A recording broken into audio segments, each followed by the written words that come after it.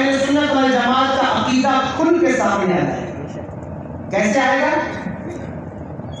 خود نبی کی ماں کہتی ہے، فرماتی ہے کہ 4 عورتیں میری مدد کے لیے آئیں، حضرت حبہ، حضرت مریم بنت عمران، حضرت ہاجرہ، حضرت آسیہ رضی اللہ تعالیٰ عنہ، یہ سب آئیں مدد کے لیے۔ اور ظاہر ہے کہ یہ اس وقت ظاہری حیات میں تو نہیں تھی، ان کا وصال اس سے پہلے ہو چکا، اور عورتیں ہیں اس لیے نبی تو ہو نہیں سکتی، تو ولیاں ہیں۔ تو پتہ چلا کہ پچھلی امت کی ولیہ نبی کے ماں کی مدد کے لیے انتقال کے بعد آ سکتی ہے۔ سمجھ میں آ رہی بات؟ یہ نہیں، پچھلی امت کی ولیہ کو اللہ نے یہ اختیارات دیے ہیں کہ وہ نبی کے ماں کی مدد کے لیے آ سکتی۔ تو اہل سنت والجماعت کا عقیدہ واضح ہوا کہ نہیں؟ پتہ چلا کہ پچھلی امت کی ولیہ اگر نبی کے ماں کی مدد کے لیے آ سکتی ہے تو پھر امت محمدیہ کا ولی ہماری مدد کے لیے کیوں نہیں آ سکتا؟ بغداد کا غوث اعظم کیوں نہیں آئے گا؟ اجمیر کے غریب نواز کیوں نہیں آئیں گے؟ اس لیے وہ نبی کی ماں کا ایمان ماننے کے لیے تیار نہیں۔ اللہ اکبر کبیرہ۔ لیکن آپ غور کریں اور سوچیں کہ یہ کیسے درد اور کیسے کرب کی بات ہے۔ اسی دنیا میں رہنے والے ادنا سے ادنا لوگ جن کی حیثیت کچھ بھی نہیں، ان کے بھی اگر 2-4 چاہنے ماننے والے ہو جائیں نا تو کوئی ان کی طرف انگلی اٹھا کے بات نہیں کر سکتا، کوئی ان کی طرف ہاتھ اٹھا کر گفتگو نہیں کر سکتا۔ کیوں؟ کیونکہ لوگوں کو پتہ ہے کہ اگر ان کے بارے میں کچھ بات کی جائے گی تو ان کے ماننے والے ہمارے اوپر دوڑ پڑیں گے۔ لیکن نبی کا کلمہ پڑھ کر اور نبی کا لایا ہوا دین لے کر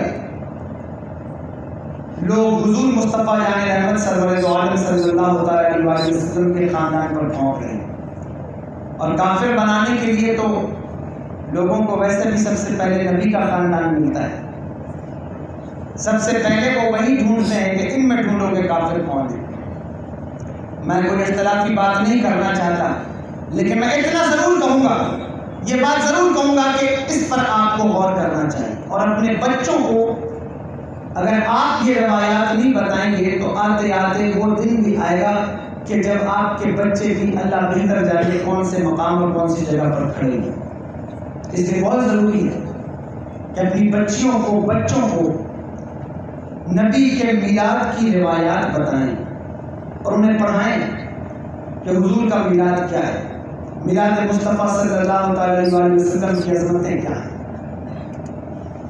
حضور کی والدہ کہتی ہیں کہ جس وقت ولادت کا وقت قریب آیا تو ستارے میرے گھر کے اتنے قریب آئے کہ مجھے ایسا لگتا تھا کہیں یہ میرے باڑے میں گر نہ پڑیں، کہیں میرے آنگن میں گر نہ جائیں۔ ستارے اتنے قریب آ گئے، اتنے قریب آئے کہ میں سوچتی تھی یا اللہ کہیں یہ ستارے میرے آنگن میں گر نہ جائیں۔ کہتی ایک عجیب سا سما تھا، ایک عجیب سا منظر تھا جب مصطفیٰ جان رحمت اس دنیا میں تشریف لائے۔ فرمایا خرج منی نور، میرے بدن سے نور ظاہر ہوا اور میں نے وہ دیکھ لیا۔ اللہ اکبر، عرب کی سرزمین پر بیٹھے بیٹھے میں نے ملک شام کا نظارہ کیا، شام کے محلات دیکھے، اور میں جہاں سے روایات پڑھ رہا ہوں نبی کی والدہ کہتی ہے میں نے وہ دیکھا جو میری آنکھوں نے اس سے پہلے کبھی اندازہ نہ کیا تھا، کبھی تصور نہ کیا تھا۔ وہ کچھ دکھائی دیا، حور و غلمان اور فرشتوں کا ہجوم ہے جو نبی کے آنگن میں پے در پے اتر رہا ہے، جوق در جوق اتر رہا ہے۔ کعبہ حضور کے گھر کی طرف جھکا۔ حضور کے دادا حضرت عبد المطلب رضی اللہ تعالیٰ عنہ کہتے ہیں کہ میں نے دیکھا کہ کعبہ میرے گھر کی طرف، بلکہ وہ اس پہاڑی کا ذکر کرتے ہیں جس پہاڑی پر ان کا گھر ہے، کہتے ہیں کعبہ میرے گھر کی طرف، اس پہاڑ کی طرف جھک گیا۔ اللہ اکبر کبیرہ، حضور دنیا میں تشریف لائے، میرے آقا دنیا میں تشریف لائے۔ اور پتہ ہے جب حضور تشریف لائے تو حضور کی آمد جس سال ہوئی ہے اس سال کا نام عام الفیل ہے، کیونکہ مہینوں کے نام پھر حضرت عمر بن خطاب رضی اللہ تعالیٰ عنہ کے دور سے باقاعدہ طور پر یہ جو نام ہے اور پھر ہجری اور سن کے جو معاملات ہیں وہ پورے طور پر مرتب ہوئے، لیکن اس سے پہلے عرب کے لوگ سال کے نام رکھتے تھے، ہر سال کا ایک نام رکھتے تھے۔ تو پتہ ہے عرب والوں نے اس سال کا نام کیا رکھا؟ جس سال حضور تشریف لائے انہوں نے اس سال کا نام عام الفتح رکھا، پھٹنے والا سال۔ پھٹنے والا مطلب یہ کہ اس سال اتنی برکت ہوئی کہ چرند و پرند جانور بھی اتنے موٹے تازے ہو گئے اور چربی سے اتنے بھر گئے کہ وہ کہتے ہیں ہمیں ایسا لگتا تھا کہیں یہ موٹاپے کی وجہ سے پھٹ نہ جائیں۔ تو اس سال کا نام ہی انہوں نے پھٹنے والا سال رکھ دیا، اور بھی نام رکھے، خوشی کا سال جو ہے وہ ابتہاج نام رکھا، منافع کا سال، برکتوں کا سال۔ جس سال حضور تشریف لائے اس سال عرب کو اتنی شادمانی ملی، اتنی خوشحالی ملی کہ اس سے پہلے انہوں نے کبھی اتنی خوشحالی اور شادمانی نہیں دیکھی تھی، اتنی برکات نہیں دیکھی تھی جتنی برکتیں انہوں نے حضور کی پیدائش کے سال دیکھی۔ اس کی ایک اور برکت کہ جس کے گھر میں بھی ولادت ہوئی اللہ نے ہر کسی کو بیٹا ہی عطا فرمایا۔ سبحان اللہ۔ بیٹیوں کی پیدائش باعث آر نہیں ہے، لیکن عرب والے اسے آر سمجھتے تھے، عرب والے اسے مایوس سمجھتے تھے۔ اس لیے اللہ نے نہیں چاہا کہ کوئی میرے نبی کی ولادت کے سال میں غمگین ہو، ناخوش ہو، اس لیے سب کو بیٹے عطا فرمائے، سب کو بیٹے ملے۔ جس کے گھر میں بھی ولادت ہوئی بیٹوں کی ولادت ہوئی، تاکہ سب خوشی میں رہیں، کوئی غم نہ کرے۔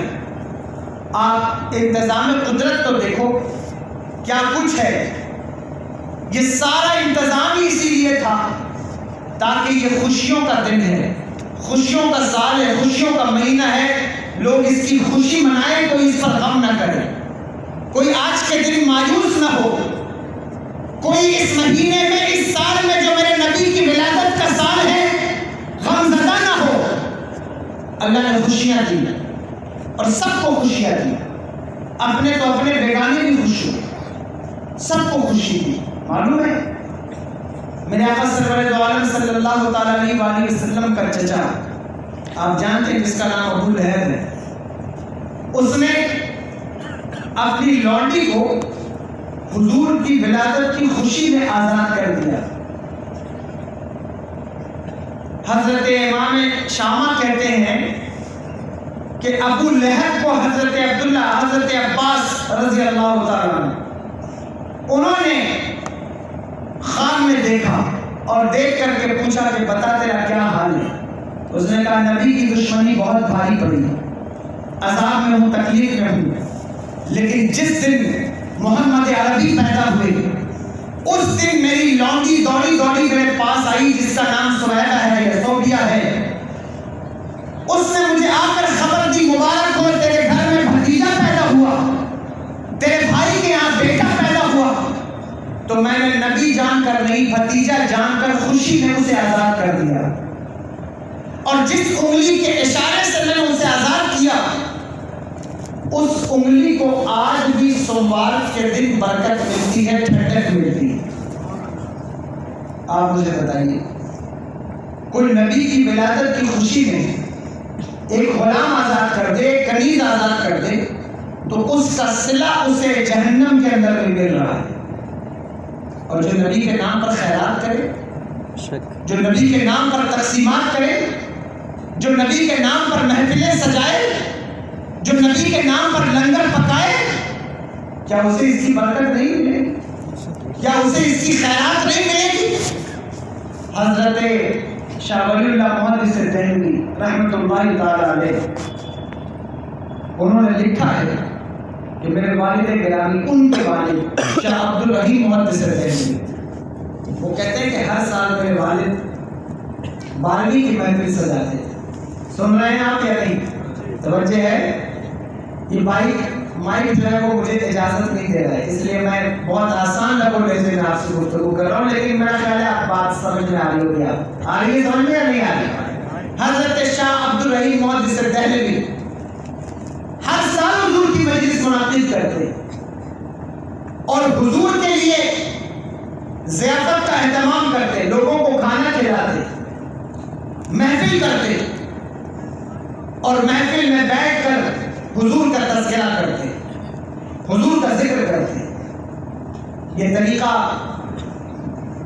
کوئی 100 سال پرانا 50 سال پرانا نہیں ہے، یہ طریقہ ہزاروں سال پرانا ہے. بلکہ اللہ اکبر، صحابہ کرام کے اندر جب ہم دیکھتے ہیں تو ان کا کوئی دن ہمیں ایسا نظر نہیں آتا جس دن وہ حضور کی محفل نہ منعقد کرتے ہیں، جس دن وہ حضور کے ذکر کی محفل نہ منعقد کرتے ہیں. کوئی دن ایسا نہیں، ہر دن حضور کے ذکر کی محفل، ہر دن حضور کے ذکر کی مجلس. شاہ عبد الرحیم محدث دہلوی یہ کام کرتے تھے. انہوں نے یہی کیا کہ ایک سال ان کے پاس پیسہ نہیں تھا، سرمایہ نہیں تھا، تو دل میں محسوس کر رہے کہ یا اللہ اس سال میرے پاس کچھ نہیں، کوئی سرمایہ نہیں، کوئی پیسہ نہیں، میں کیسے محفل منعقد کروں، کیسے مجلس منعقد کروں. یاد رکھنا اسلام پیٹ والوں، مجلس منعقد کرنے کے لیے جس چیز کی سب سے زیادہ ضرورت ہے وہ ہے سچا عشق رسول. آپ مجلس منعقد کر لیجیے، کتنے لوگ منعقد کرتے ہیں؟ سچا عشق رسول اگر موجود نہیں ہے تو مجلس کا فائدہ نہیں مل پائے گا. الگ الگ نیتیں ہوتی ہیں لوگوں کی مجلس کرنے کی.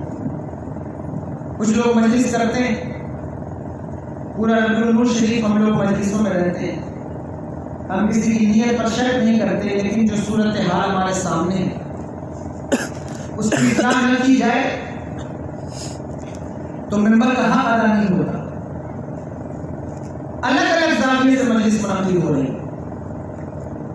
نوجوان مجلس منعقد کرتے ہیں، وہ سوچتے ہیں مجلس منعقد ہوگی اور ہم جو ہے وہ فلاں صاحب کو بلائیں گے، جس کو جو بڑے نامی گرامی ہیں، فلاں پیر صاحب کو بلایا جائے گا، فلاں خطیب صاحب کو بلایا جائے گا، فلاں سید صاحب کو بلایا جائے گا.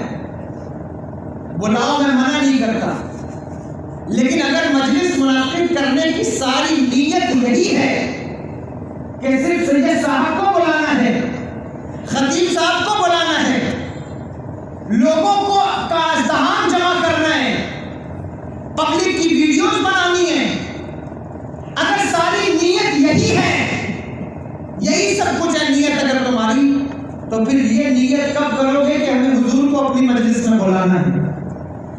یہ نیت کب کرو گے؟ سچی مجلسیں حضور کی نیت سے منعقد ہوتی ہیں کہ ہمیں حضور کو اپنی محفل میں بلانا ہے. ہمیں کوشش کرنی ہے کہ آپ ہماری محفل میں تشریف لائیں، اور جنہوں نے ان کی مجلس ان کے ارادے سے منعقد کی وہ کبھی مایوس نہیں ہوتے، کبھی مایوس نہیں ہوتے. سچی نیت کے ساتھ محفلیں منعقد کرو، اس نیت کے ساتھ کہ یا اللہ، یا رسول اللہ، سنا ہے آپ ہر عاشق کے گھر تشریف لاتے ہیں، میرے گھر میں بھی ہو جائے چراغ یا رسول اللہ، تو وہ تشریف لائیں گے، وہ تشریف لائیں گے. آپ اس نیت کے ساتھ مجلس منعقد کرنے کو دیکھو، وہ ضرور آئیں گے، ضرور آئیں گے، وہ کبھی مایوس نہیں کرتے. لیکن نیتیں خراب ہو گئی، اور میں عوام کی نیت پر کیا گفتگو کروں، کیا بولوں؟ آپ کو بھی اپنی نیتوں کی اصلاح کی ضرورت ہے اور ہمیں بھی اپنی نیتوں کی اصلاح کی ضرورت ہے. ادھر والوں کو بھی ادھر والوں کو۔ اگر آج ممبر پر ہی لوگ ایک دوسرے کے گرہمان نوچ رہے ہیں اور ممبر پر ہی